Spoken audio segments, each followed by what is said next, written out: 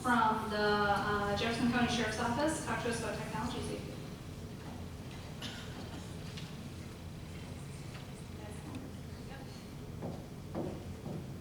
Can't stand in one place.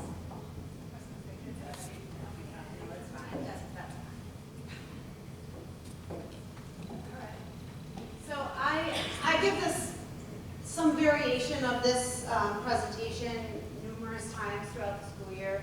I'm in the schools all the time. I work for the Sheriff's Department. I'm in Indian River School District. So I give this version of a technology safety a lot. And the thing is with this, as technology is, it changes faster than I can update my information. And to my discredit, I'm used to giving this to much like teenagers. So a lot of the questions I'm going to ask you guys are going to be like, oh my gosh, what is she talking about? But I see some students here, so that's good. So this is interactive, guys. So the first thing I ask is, and this is usually under 1%, who has a cell phone?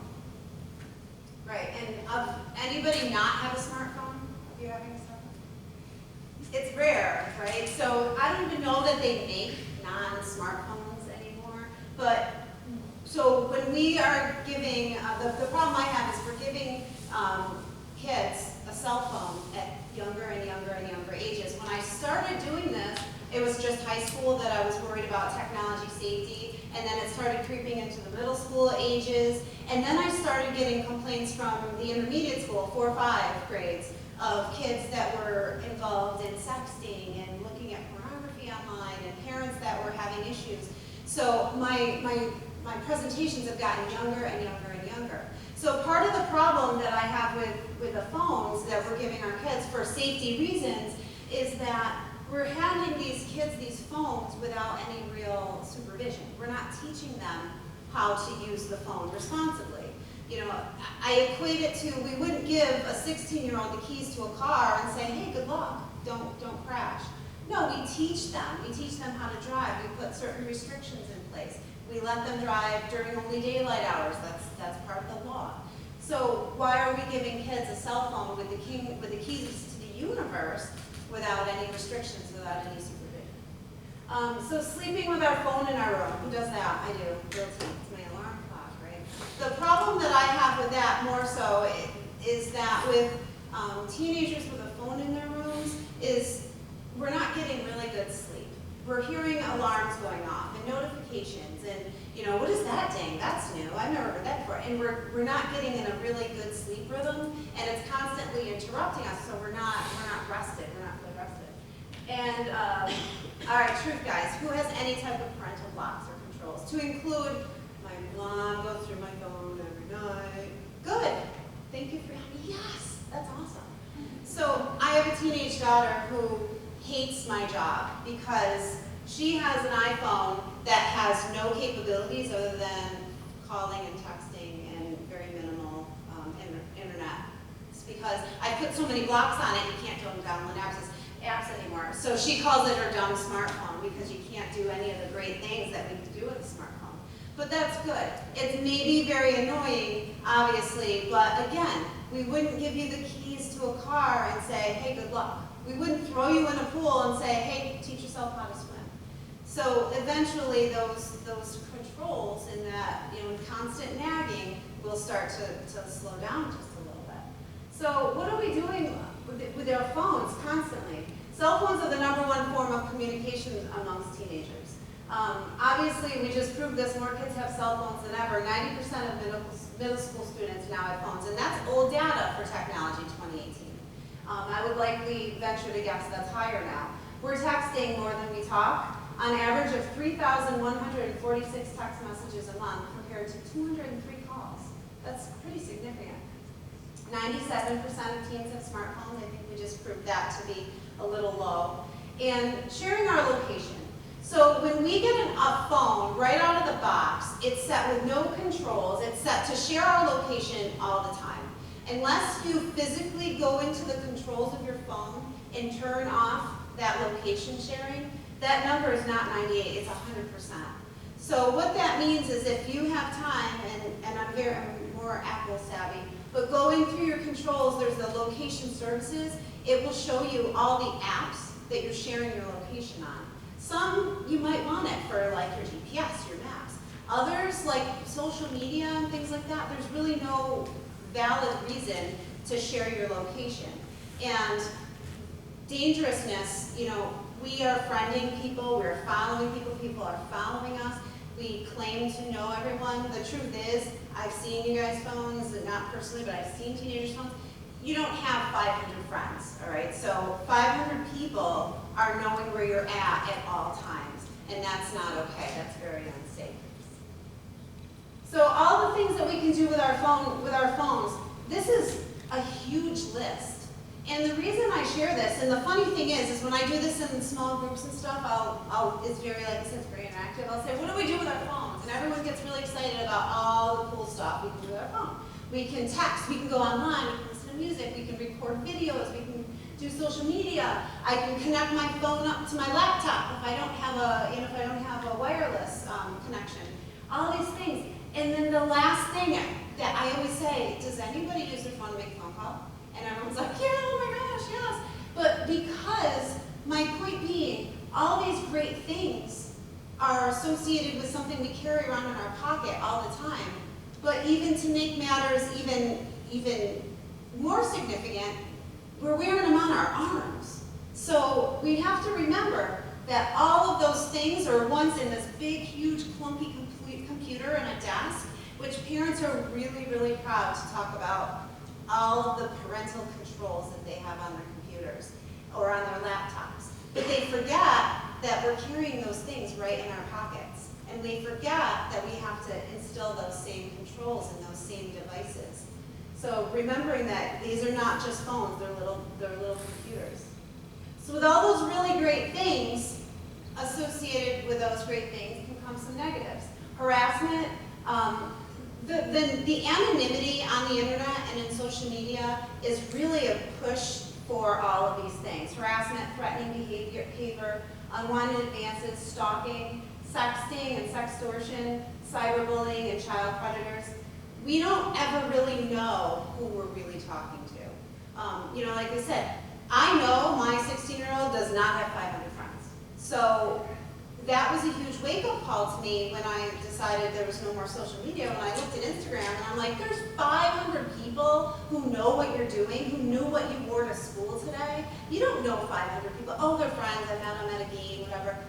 You know, the thing is that I can create a social media account and use any stock photo off of Google and claim to be a 15-year-old, or claim to be a 20-year-old, and claim to be anybody for that matter. So the anonymity can lead to all these issues, and some more dangerous than others, but more so child predators. I had a case that was a missing 15-year-old 3 years ago. He was targeted by someone out of New York City, met online, met on an online gaming system, claimed to be 16 years old, had them, you know, they start the grooming process, start befriending them, start, you know, really getting into that person's life, and all of a sudden this kid went missing. He ended up completely poof, no signs, nothing. We ended up finding him a year and a half later in Oregon. He had been sex trafficked, addicted to drugs, went down to New York City, was prostituting for money. The person that came for him was actually a 21-year-old male. Ended up in Oregon and had fake IDs to say they were from, I think it was like Bulgaria, and they were working in a laundromat, living with a family who finally caught on and thought, this is really weird. It happens here. That's a local story. So when I talk about child predators and sextortion and trafficking, sex trafficking, it is happening here. And it can happen to any single person that has access to social media, which is why we have to be so careful. So what is this advertisement for? Hollister. What's Hollister? It's a clothing store, right. You notice anything weird about this advertisement for this clothing store? They're not wearing any clothing. That's not what they're advertising, right? So this whole idea of like sex sells and we're using these types of images to sell our product is not new. not new at all, but it's getting a little bit more risque. And so what's happening is that when I go into talking about things like sexting, and I'm trying to normalize it in my brain, and I'm trying to sort of normalize it with some adults who can't understand it because it's not a normal thing. I try to explain it in the matter of, with adolescents, it's almost a normal thing because they're so desensitized to these types of images that when it comes down to, hey, show me it, send me a picture, do this, do that, it's kind of commonplace. And that's a sad state that we're in, that's a normal thing. But, you know, we walk through the mall and there's a 12-foot Victoria's Secret model wearing barely any clothing.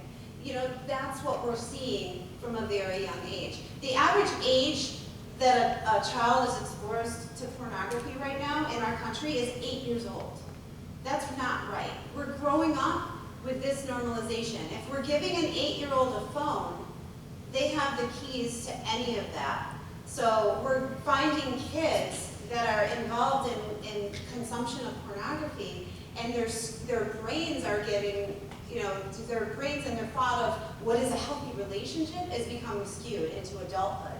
So when it comes to sexting and this type of behavior, guess what, guys? What is any of my teenagers know? What's the legal age for sexual consent in New York State? Sorry? 18, 17. It's 17. Okay. So that means that if you're under 17 and you're sending an image of yourself without clothing, or guess what? You don't have to be completely nude. You could be sending a picture like this. If it's suggestive in any way, you're guilty of child pornography. So when we send that photo, that's dissemination and creation of child pornography. Someone receives that photo, they're in possession of child pornography. They send it off, now they've disseminated child. Those are felonies. If you want to go to college, if you want to get financial aid, if you want to join the military, you can't have a felony. These laws were not written for teenagers who are sexting. These laws were written for older child predators who were involved in dangerous behaviors. But the law is the law is the law. As it's written, we have to apply it. Now, along with that comes the sex offender registry. You know, you can't engage in these types of behaviors and live a normal life. So we need to think, and we need to think before we take a photo. We need to think before we send a photo. My advice is use a grandma filter. And what my definition, the grandma filter is not a Snapchat filter that makes you look old. The grandma filter is that filter in your brain that says, if my grandma saw this photo, how would she feel? Would she feel disgusted and appalled, or would she be okay with it? So using that thought, your grandmother, your mom, your dad, your guidance counselor, whomever that person is that's going to keep you from sending something inappropriate, you need to think of that before you send that photo. Because if it gets in the hands of school officials or law enforcement because it ended up getting disseminated, this happened. I had a boy send a nude photo to a girl who definitely didn't want it, came to the school the next morning, shows the guidance counselor. Guidance counselor calls me in, so now the guidance counselor has seen this boy's photo. I've seen this boy's photo. The school principal has seen this boy's photo. At the end of the day, guess who had a printed out copy of this little boy's photo? Mom and Dad. Here you go, Mom and Dad. Frame it and hang it on the wall in the living room. You know, that's not something you want all these people to see. Think about that before you send that, okay? So we're talking about that dissociation between internet life and that anonymity and real life. Because I hear people tell me that all the time. When I talk about, like, why would you say that? Why would you bully on social media? Oh, I wouldn't ever say that in real life. But it is real life. We have to remember that what we're saying online, we have to be comfortable and be able to say in real life. If you can't say it to a person's face, like if I'm not going to stand up here and say something, it's the same thing if I post it online, and vice versa.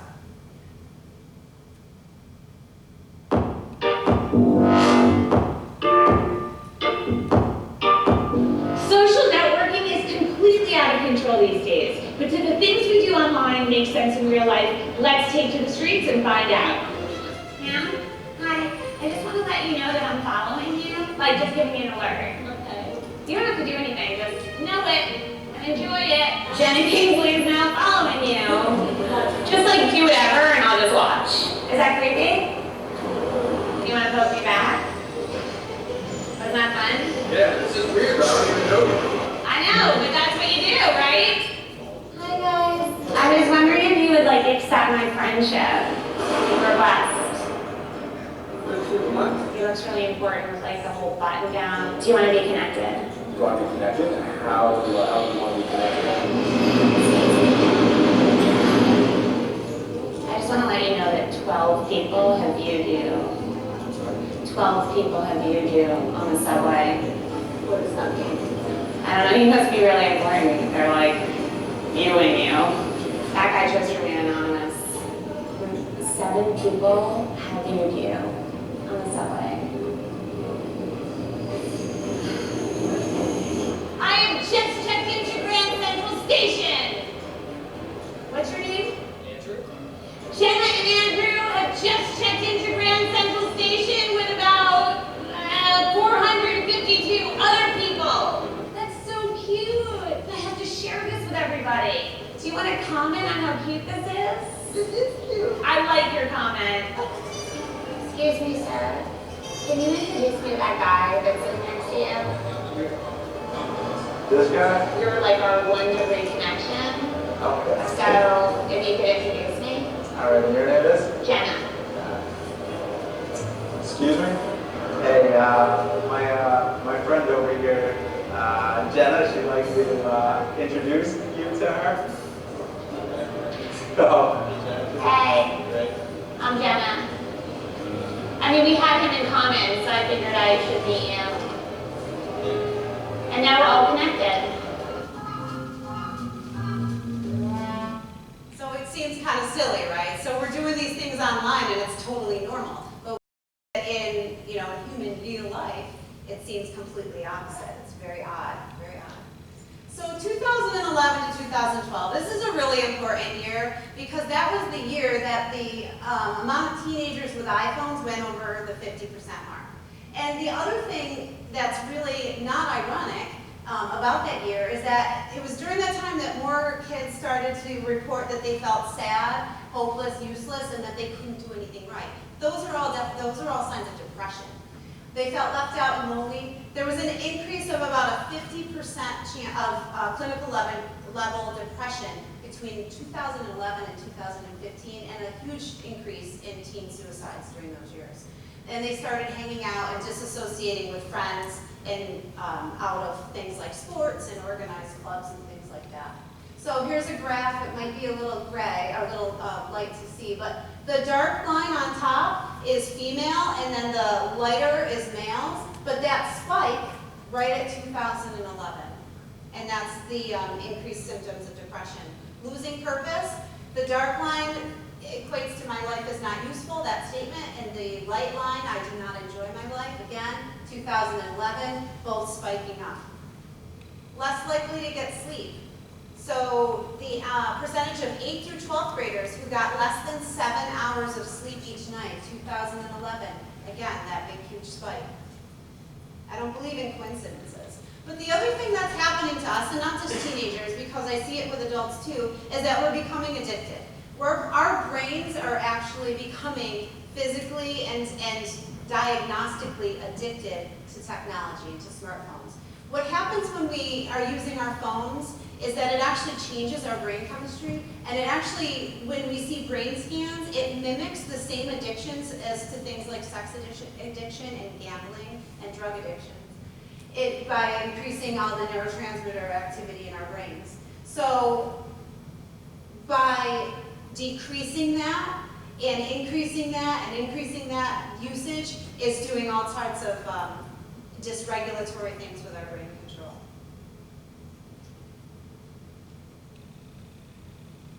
This is the first president of Facebook who's described. We need to sort of give you a little dopamine hit every once in a while because someone liked or commented on a photo or a post or whatever. It's a social validation feedback loop. It's exactly the kind of thing that a hacker like myself would come up with because you're exploiting a vulnerability in in human psychology. I think that the inventors, creators, and it's me, it's Mark, it's Ken and Sister on Instagram, it's all of these people, understood this consciously, and we did it anyway. It's unbelievable. Actually, it's Silicon Valley executives. There's a school called the Waldorf School out in Silicon Valley, and they don't allow any technology in the school. It's all paper and pencil. And 75% of the students enrolled in that school are the sons and daughters of Silicon Valley tech execs. So they know a lot that we don't know. And that's a very good question. Unregulated, like any other product or service that we know is affecting people, what are we going to do about it? So again, similar to the example Dr. Gray gave with the Juul, these are creators of social media that started this thing with this intention of like, I'm going to get these people addicted. Now, when we talk about why would someone want to be addicted to something like Facebook, does anybody pay for Facebook? No. So why would they want users and consumers of social media like Facebook? What do they have to gain from that? Absolutely. The ads, the marketing ads, yep. People are spending money to advertise and they're getting rich off of our social media addictions. Yep. So my point here is obviously safety, but more so we have to be conscious with the time that we're spending. People use cell phones and technology on average about 9 hours a day. And I know a lot of that is work related. I know we spend a lot of time in front of a screen. But we have to try to just kind of disassociate from that a little bit. Even if you're consciously trying to put the cell phone away and pick up a book or talk to somebody or do something that's out of the ordinary, that you would be spending time on social media, engaging with someone else in some manner. And that's kind of my last example here. It cuts off at the end because I shortened the video for time reasons. The biggest mistake is you think you have time. Time is free, but it's priceless. You can't own it, but you can use it. You can't keep it, but you can spend it. And once it's lost, you can never get it back. The average person lives 78 years. We spend 28.3 years of our life sleeping. That's almost a third of our life, but 30% of us struggle to sleep well. We spend 9 years on TV and social media. We spend 6 years doing chores. We spend 4 years eating and drinking. We spend 3.5 years in education. We spend 2.5 years grooming. We spend 2.5 years shopping. We spend 1.5 years in childcare, and we spend 1.3 years commuting. That leaves us with 9 years. How will we spend that time?